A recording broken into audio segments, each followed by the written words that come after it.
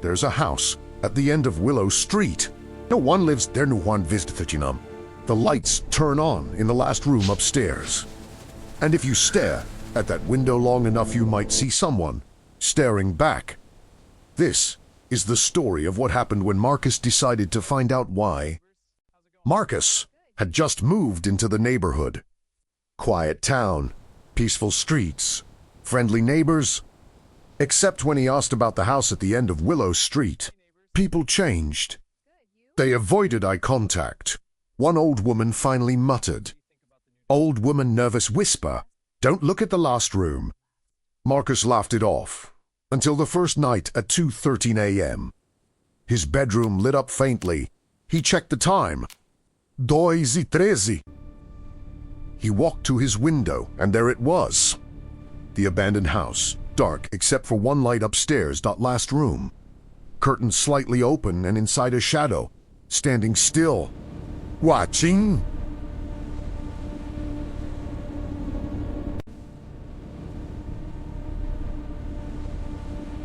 Marcus told himself it was a trick of the light.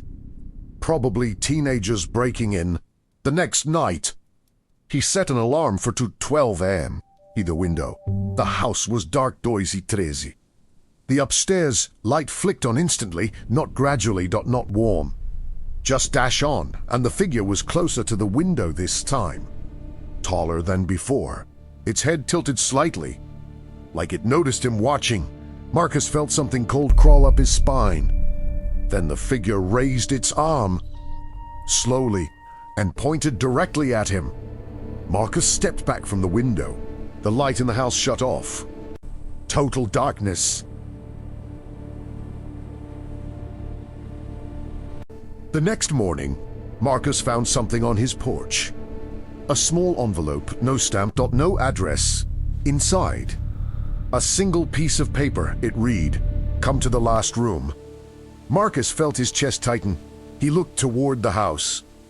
The upstairs window was open now, curtains blowing outward as if breathing. That night, he couldn't resist. At 2:10 a.m. he walked down Willow Street. Every step felt heavier. The closer he got, the colder the air became. When he reached the front door, it was already open. The house smelled old, rotten wood and dust. Floorboards creaked loudly under each step. But something was wrong. There was no dust on the floor, no cobwebs. It looked abandoned, but untouched, like someone had been waiting. The staircase stood ahead, leading up to the last room. Halfway up, Marcus heard a whisper. Behind him. Almost there. He spun around at no one. But the front door was now closed, slowly, softly. Click. Locked! Marcus reached the top. The hallway stretched longer than it should have, much longer than the outside of the house allowed. At the end, the last room, the light inside flickered. He approached slowly. The door creaked open by itself. Inside, there was nothing, no furniture, no windows, just one mirror. Standing in the center, Marcus stepped inside. The door slammed shut behind him. He turned to the mirror. His reflection stared back, breathing heavily, but something was off. The reflection was smiling. Marcus wasn't. He froze. The reflection raised its hand, but Marcus did not. Then it spoke. You've been watching me for days. Now, it's my turn. The reflection's smile widened to wide. Its eyes darkened completely, black. It pressed its hand against the inside of the mirror. Marcus tried to step back, but he couldn't move. His feet felt glued to the floor. The reflection pushed harder, and its hand began pushing through the glass, like liquid. Like water, cold fingers wrapped around Marcus's wrist. He screamed, but no sound came out. The reflection pulled. The room twisted, the walls stretched. Everything went dark.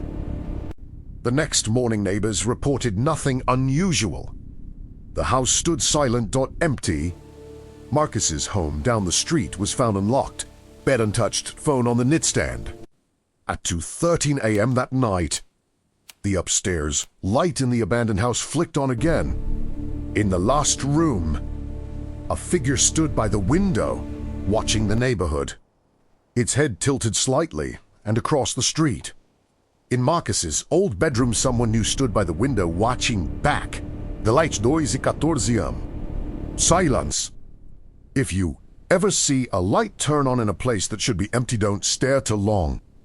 Because some houses don't want visitors. They want replacements. And at 2:13 a.m., someone is always watching.